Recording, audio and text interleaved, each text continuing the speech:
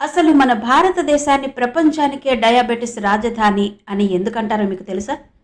ఎందుకంటే మన దేశంలో ప్రతి ఇద్దరు షుగర్ పేషెంట్లలో ఒకరికి అసలు తనకు ఆ జబ్బు ఉందన్న విషయమే తెలియదు. పాపం వాళ్ళు ఏదో ఒకరోజు ల్యాబ్కి వెళ్ళి టెస్ట్ చేయించుకుని రిపోర్ట్ చేతికొచ్చేసరికి జరగాల్సిన నష్టం జరిగిపోతుంది.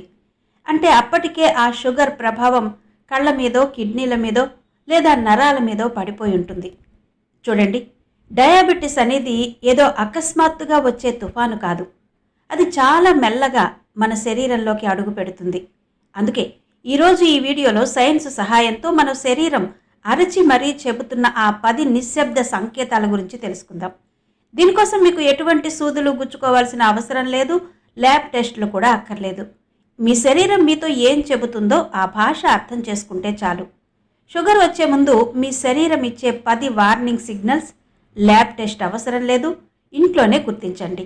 ఈ వివరాల్లోకి వెళ్లే ముందు ఇలాంటి మరెన్నో ఆరోగ్య రహస్యాల కోసం ఇప్పుడే మన ఛానల్ని సబ్స్క్రైబ్ చేసుకోండి. అలాగే ఈ వీడియో మీకు నచ్చితే ఒక లైక్ చేయడం మాత్రం మర్చిపోవద్దు. ముందుగా అసలు మన శరీరంలో షుగర్ ఎందుకు పెరుగుతుందో సింపుల్గా అర్థం చేసుకుందాం. మనం తిన్న ఆహారాన్ని మన శరీరం గ్లూకోజ్ కింద మారుస్తుంది. ఈ గ్లూకోజ్ మన కణాల లోపలికి వెళ్ళి మనకు శక్తినివ్వాలి.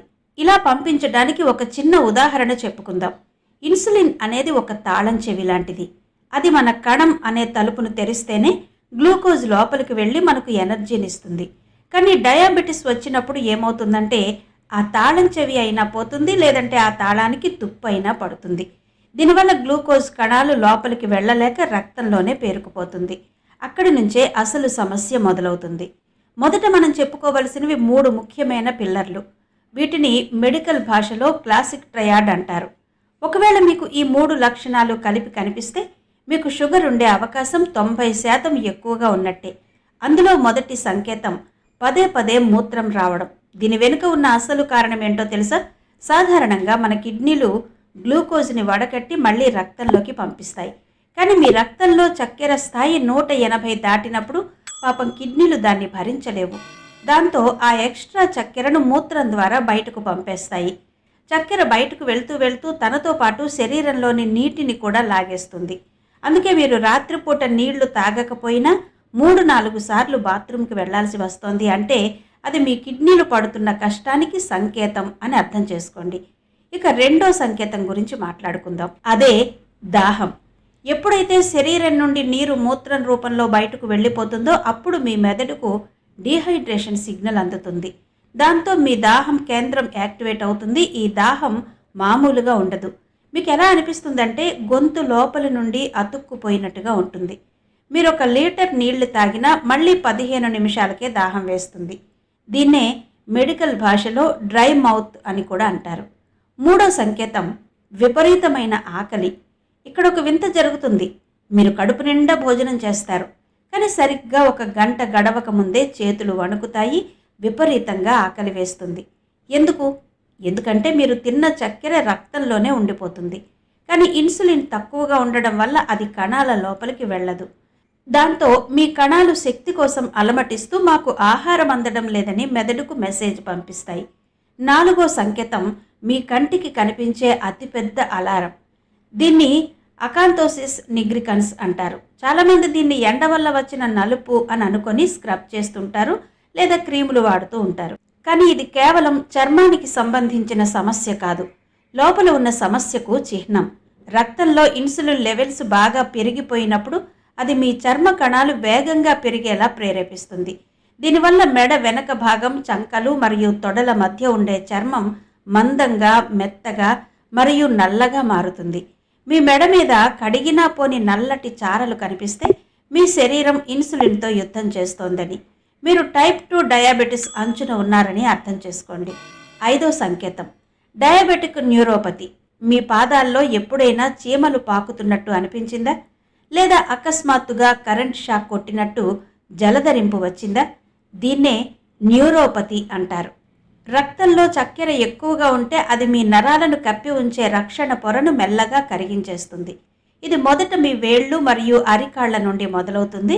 రాత్రిపూట కనీసం దుప్పటి తాకినా మీ పాదాల్లో నొప్పిగా లేదా అసౌకర్యంగా అనిపిస్తే షుగర్ మీ నరాలను దెబ్బతీస్తోందని గుర్తించండి.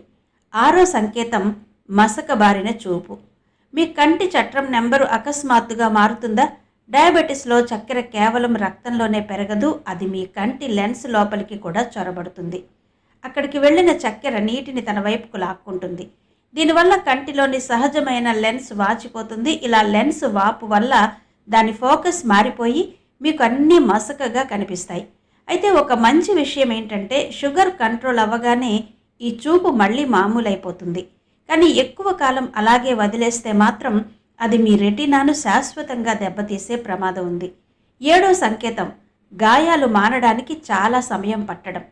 ఉదాహరణకు మీకు షేవింగ్ చేసుకునేటప్పుడు చిన్న కట్ అయినా లేదా వంటింట్లో పనిచేసేటప్పుడు ఏ చిన్న దెబ్బ తగిలినా అది సాధారణంగా 3-4 రోజుల్లో తగ్గిపోవాలి. కానీ డయాబెటీస్ ఉన్న వారిలో 2 ఇబ్బందులు ఎదురవుతాయి. మొదటిది, రక్తంలో ఉండే అధిక చక్కెర బాక్టీరియాకి ఇష్టమైన ఆహారం. దీనివల్ల ఇన్ఫెక్షన్ త్వరగా పెరుగుతుంది. రెండోది, మీ రక్త ప్రసరణ నెమ్మదించడం వల్ల గాయం దగ్గరికి ఆక్సిజన్ మరియు పోషకాలు సరిగ్గా అందవు. చిన్న గాయం కూడా వారం దాటినా తగ్గడం లేదంటే అది ఖచ్చితంగా ప్రమాద ఘంటిక అని గుర్తించండి. 8వ సంకేతం, అకస్మాత్తుగా బరువు తగ్గిపోవడం. ఏ ప్రయత్నం చేయకుండానే బరువు తగ్గుతున్నామని చాలామంది మురిసిపోతుంటారు. కానీ నిజానికి అది కండరాలు కరిగిపోవడం వల్ల జరుగుతుంది. ఎప్పుడైతే మీ శరీరం చక్కెర నుండి శక్తిని తయారు చేయలేదో అప్పుడు అది ఎమర్జెన్సీ మోడ్లోకి వెళ్ళిపోతుంది. మీ శరీరంలోని కండరాల్లో ఉండే ప్రోటీన్లను మరియు కొవ్వును ఇంధనంలా వాడి కాల్చేయడం మొదలు పెడుతుంది. మీ మెటబాలిజం పూర్తిగా దెబ్బతిన్నదనడానికి ఇది ఒక ప్రమాదకరమైన గుర్తు. 9వ సంకేతం, చిగుళ్ల సమస్యలు మరియు నోటి నుండి ఒక రకమైన వాసన రావడం. శరీరంలో షుగర్ పెరిగినప్పుడు మీ లాలాజలంలో కూడా గ్లూకోజ్ స్థాయిలు పెరుగుతాయి. ఇది నోటిలోని క్రిములకు పెద్ద విందు లాంటిది. దీనివల్ల చిగుళ్ల నుండి రక్తం రావడం, నోటి దుర్వాసన మొదలవుతాయి. ఇక్కడ ఒక ముఖ్యమైన విషయం గుర్తుంచుకోవాలి. మీ శ్వాసలో కుళ్ళిన ఆపిల్ పండు వాసన కానీ లేదా నెయిల్ పాలిష్ రిమూవర్ లాంటి వాసన కానీ వస్తుంటే అది మెడికల్ ఎమర్జెన్సీ కిందే లెక్క.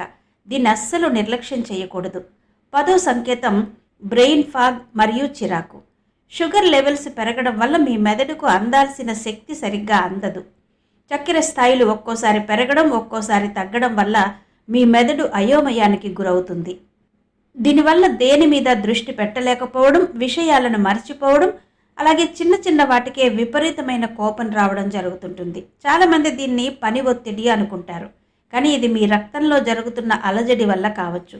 మిత్రులారా, ఇప్పుడు మనం చెప్పుకున్న ఈ 10 సంకేతాలు మీ శరీరం ఇచ్చే ముందస్తు హెచ్చరికలు. వీటిని మీరు సరైన సమయంలో గుర్తిస్తే డయాబెటిస్ వల్ల వచ్చే హార్ట్ అటాక్ లేదా కిడ్నీ ఫెయిల్యూర్ వంటి ప్రమాదకరమైన జబ్బులు బారిన పడకుండా మిమ్మల్ని మీరు కాపాడుకోవచ్చు. ఈరోజే మీ శరీరాన్ని ఒక్కసారి నిశితంగా గమనించండి. ఒకవేళ మీలో వీటిలో 3 లేదా 4 లక్షణాలు కనిపిస్తున్నా కూడా ఆలస్యం చేయకుండా వెంటనే HbA1c టెస్ట్ చేయించుకోండి. గుర్తుంచుకోండి, సరైన అవగాహనే అన్నిటికన్నా పెద్ద మందు. వ్యాధి లక్షణాలను తెలుసుకోవడం అంటే సగం యుద్ధం గెలిచినట్టే. మరి ఒకవేళ షుగర్ లెవెల్స్ పెరిగితే వాటిని మళ్ళీ మామూలు స్థితికి ఎలా తీసుకురావాలి? దీనికోసం సైన్స్ చెబుతున్న ఒక అద్భుతమైన 3 అంచెల రికవరీ ప్లాన్ ఇప్పుడు చూద్దాం. మొదటి మెట్టు, మీ భోజన పద్ధతిని మార్చండి. మీ భోజనపు ప్లేట్లో సగం వంతు పీచు పదార్థం అంటే ఫైబర్ ఉండేలా చూసుకోండి. అంటే ప్లేట్లో సగం ఆకుకూరలు, పాలకూర, మెంతికూర, కాకరకాయ, సొరకాయ వంటి కూరలతో నింపేయండి. ఈ ఫైబర్ రక్తంలో చక్కెర కలిసే వేగాన్ని తగ్గిస్తుంది. అలాగే తెల్లటి విషానికి దూరంగా ఉండండి. అంటే పంచదార, మైదా, తెల్ల బియ్యం వంటి వాటికి బదులుగా ఓట్స్, రాగులు లేదా బ్రౌన్ రైస్ వంటి కాంప్లెక్స్ కార్బ్స్ తీసుకోండి. ఇక ఒక చిన్న మ్యాజిక్ చిట్కా ఏంటంటే రాత్రిపూట 1 చెంచా మెంతులను నీళ్లలో నానబెట్టి ఉదయాన్నే ఆ నీటిని తాగండి. ఇది మీ ఇన్సులిన్ పనితీరును మెరుగుపరుస్తుందని పరిశోధనలు చెబుతున్నాయి. రెండో మెట్టు, శారీరక శ్రమ. మీకు తెలుసా, మన కండరాలు స్పాంజి లాంటివి.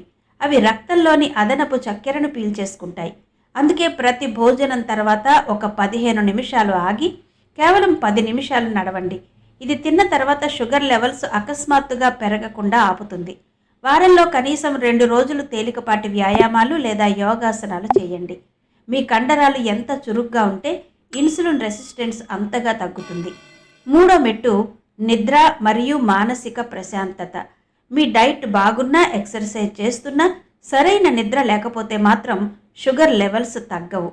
తక్కువగా పడుకోవడం వల్ల శరీరంలో కార్టిసోల్ అనే హార్మోన్ పెరుగుతుంది. ఇది నేరుగా మీ షుగర్ లెవెల్స్ను పెంచేస్తుంది. అందుకే రోజుకు 7 నుండి 8 గంటల గాఢ నిద్ర అవసరం. రాత్రి 10 గంటల నుండి ఉదయం 6 గంటల వరకు నిద్రపోవడం అన్నిటికన్నా ఉత్తమం. అలాగే ఒత్తిడిని తగ్గించుకోవడానికి ప్రాణాయామం లేదా శ్వాస మీద ధ్యాస వంటివి చేయండి.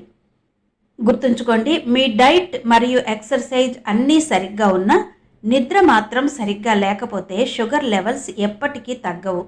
నిద్ర తక్కువైతే శరీరంలో కార్టిసోల్ అనే హార్మోన్ పెరుగుతుంది. ఇది నేరుగా మీ రక్తంలోని చక్కెర స్థాయిలను పెంచేస్తుంది. అందుకే ప్రతిరోజు 7 నుండి 8 గంటల నిద్ర తప్పనిసరి. ముఖ్యంగా రాత్రి 10 గంటల నుండి ఉదయం 6 గంటల మధ్య పడుకోవడం మీ ఆరోగ్యానికి ఎంతో మేలు చేస్తుంది. అలాగే మానసిక ఒత్తిడిని తగ్గించుకోవడానికి ప్రశాంతంగా గాలి పీల్చుకునే వ్యాయామాలు లేదా ప్రాణాయామం వంటివి అలవాటు చేసుకోండి. డయాబెటిస్ అనేది ఏదో ఒక శిక్ష కాదు, అది మీ శరీరం మీకు ఇస్తున్న ఒక చిన్న సంకేతం మాత్రమే. అంటే ఇకనైనా మీ మీద మీరు శ్రద్ధ పెట్టాల్సిన సమయం వచ్చిందని అది మీకు గుర్తు చేస్తోంది. ఒకవేళ మీరు ప్రీ డయాబెటిక్ స్టేజ్లో ఉన్నా కూడా ఇప్పుడు మనం చెప్పుకున్న ఈ చిన్న చిన్న మార్పులతో దాన్ని పూర్తిగా దూరం చేసుకోవచ్చు. కాబట్టి అనవసరంగా భయపడకండి, కేవలం అవగాహన పెంచుకోండి. మీరు మీ ఆరోగ్యం పట్ల నిజంగా శ్రద్ధ ఉన్నట్టయితే ఇప్పుడే కింద కమెంట్ బాక్స్లో ఎస్ అని టైప్ చేయండి. తదుపరి వీడియోలో సహజ సిద్ధంగా ఇన్సులిన్ పెంచే 5 రకాల సూపర్ ఫుడ్స్ గురించి తెలుసుకుందాం.